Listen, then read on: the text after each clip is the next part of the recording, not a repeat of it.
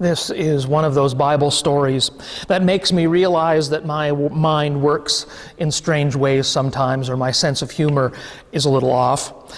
On my better days, I read this story the way the church has always read it, a story about the glory of God, somehow, some miraculous way displayed through Jesus in front of 3 of his closest friends, just before they all head towards Jerusalem and the cross. And on my less spiritual days, I can't seem to get the image of Jesus in his dazzling whites out of my head, such as no one on earth could bleach them. I imagine the Spirit standing before a washing machine that bears a sign that says, "For Jesus only," and pouring out of a bottle labeled Dazzle to get those robes their remarkably white color. I wish I had some of that Dazzle at home for my whites. The thing is that when I think of Jesus, I think of him as kind of a dusty guy. I mean, he was always walking everywhere. He'd walk through a town with kids hanging on him and touching him with their hands after they had just been making mud pies. I see him sitting on the ground, teaching and drawing pictures in the dirt. I see him dripping food on his clothes as he eats with his friends, perhaps a wine stain or two. Dazzling white, it doesn't fit the image that I have of Jesus. But maybe sometimes we need a little dazzle.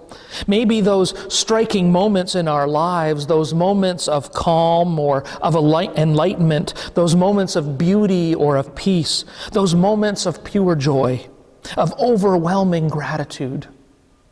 Maybe those moments are just what we need when we come back down off the mountain.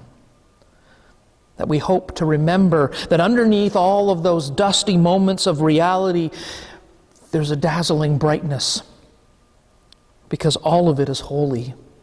Not just the time on the mountain, but the journey up and the journey down and the time in the valley. I often wonder if we actually have this story of the Transfiguration wrong. I mean, it's called the Transfiguration of Jesus, but I wonder if it was more about the revelation of Jesus and the transfiguration of the disciples of Peter, James, and John. Yes, Jesus became dazzling white. His holiness shone around him, and he was confirmed as God's Son by that voice from the cloud saying, "This is my Son, my beloved, listen to him." I don't know about you, but I'm pretty sure it was actually Peter, James, and John who were changed by that experience. They were the ones who were transfigured. The word transfigured is related to the Greek word metamorphosis, which means assuming a different form. The story of Jesus' transformation or transfiguration appears midway in the Gospel of Mark, as a point of confirmation of Jesus' identity as the Son of God. At the very beginning of Mark, chapter 1, verse 11, the heavenly voice identifies Jesus as that culminating point in his baptism. And here again in Mark 9, following Jesus' questioning of the disciples as to the gossip regarding his identity among the people in Mark 8, "Who do the people say that I am?" The heavenly voice speaks again. And not only does the voice confirm Jesus' identity, but it also calls and commissions the disciples to their task as apostles. Listen to him. They see him changed before their eyes.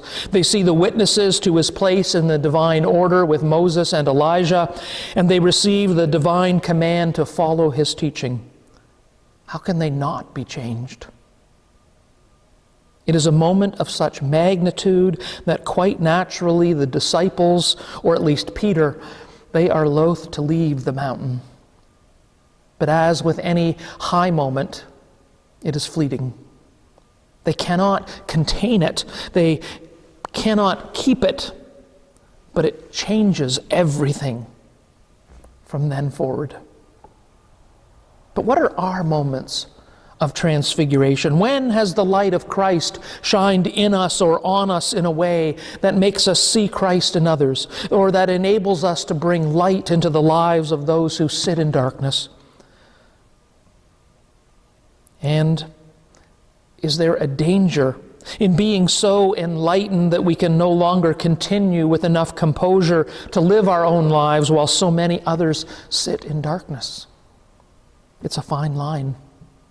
When we have a mountaintop experience, we want to remain on top of that mountain for as long as possible. Because when we come down from that mountain, our normal lives and our normal routines, they just seem so normal. Everything is bland, everything is boring compared to that mountaintop. And eventually, the mountaintop becomes kind of a dream. Did it even really happen? And then there's the fear. I mean, we desperately want to encounter God. Some sense that we're not alone, that there is something more than what we can see and touch.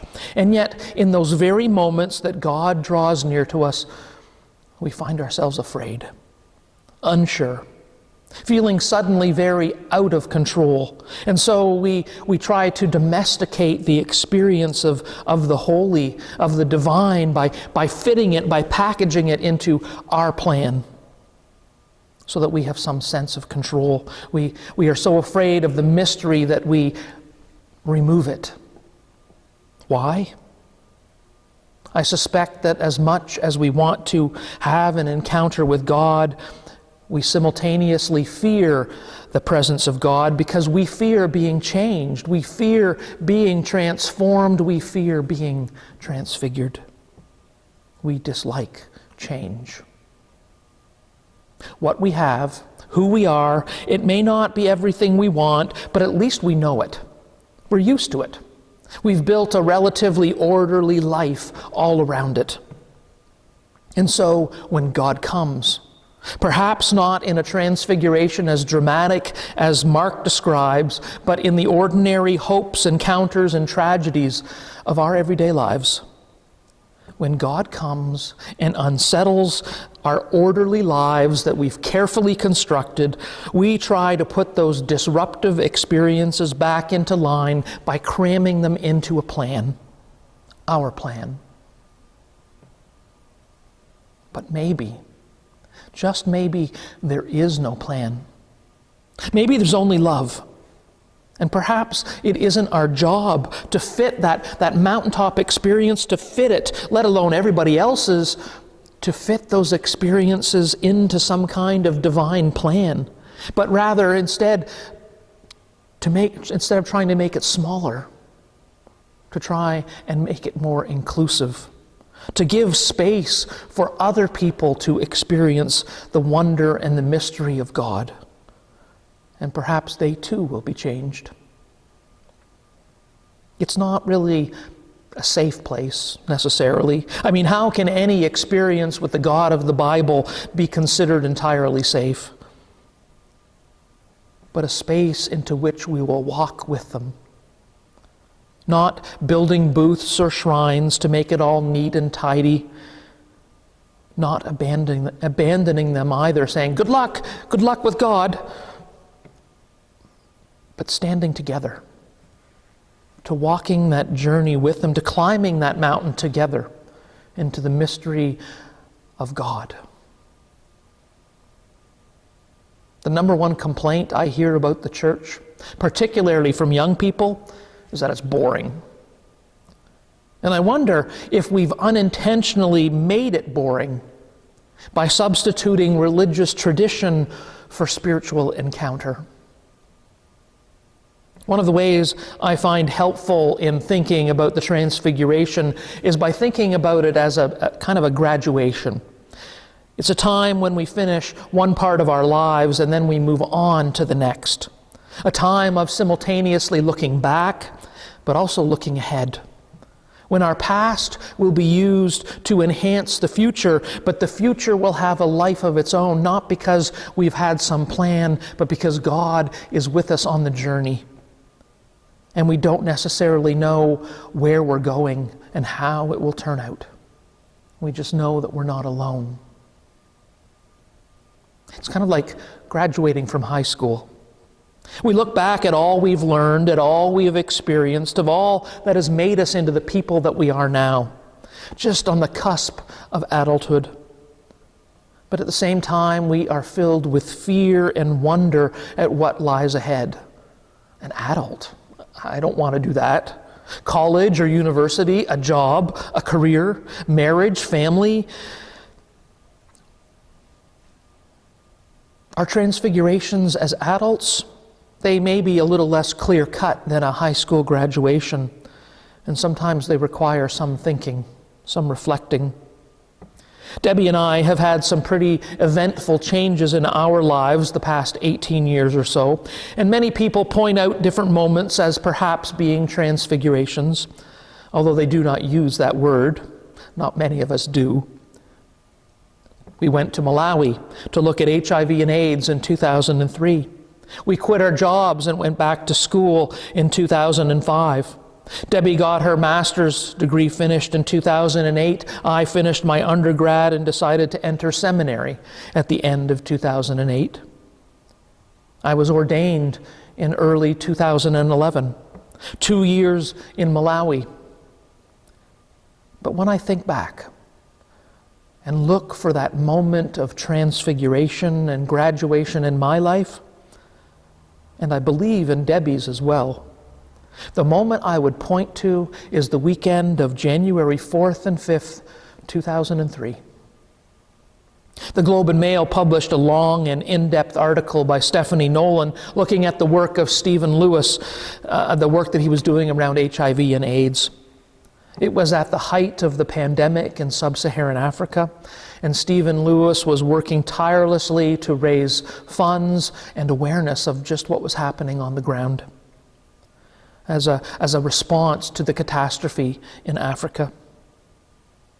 I read the article that Saturday, and then I passed it over to Debbie to read. And on Sunday after church, we were sitting in the living room, and Debbie pulled out the article and said out loud to me, "So what are we going to do about it?" It was a moment of transfiguration, because nothing has been the same since. It changed the way that we approach life. It changed the way of how we live our lives. All of those other experiences that I named earlier, in many ways more visible experiences to the world around us, especially to others, all of those other experiences are the result of that initial transfiguration in our living room in January 2003. One of the things about mountaintop experiences is that inevitably we have to come down the mountain. And inevitably we find ourselves at the bottom of the valley. And the mountain that we were on just seems so far away. And the top of that mountain, making it to the top again, it seems an impossibility, a dream.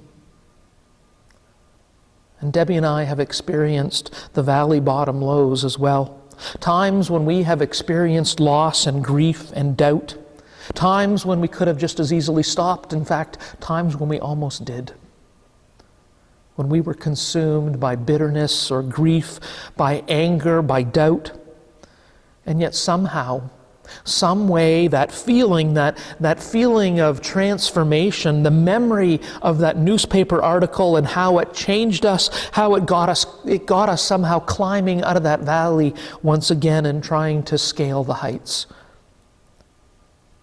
Perhaps it's reassuring for us then to read that for Peter, James, and John, the transfiguration is a moment of drama and clarity, but despite its stunning power, it somehow eludes them in the moment. He did not know what to say. That's what our text says about Peter. Peter, who has seen demons expelled, who has seen the paralyzed walk, the blind restored to sight, he did not know what to say. Peter's initial response to the transfiguration is not the correct one. Come to think of it, neither is his first response to Jesus' arrest, crucifixion, or resurrection. But he ends up figuring it out in the end. Because transformation is hard. Change is hard. Navigating from one place to another, from one way of being to another, it's just easier to stay the same.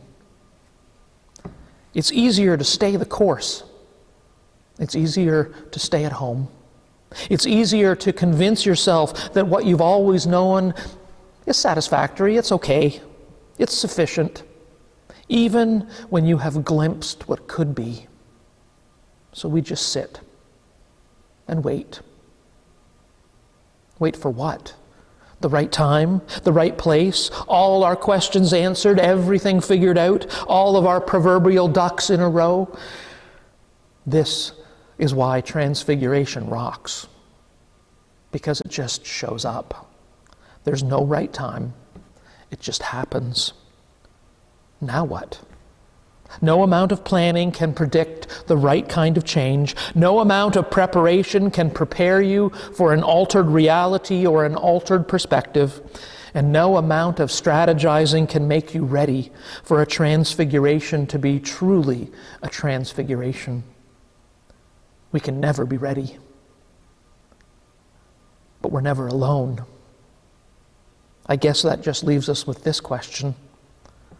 Are we open enough to receive it? Amen. Our hymn, number 186, Swiftly Past the Clouds of Glory.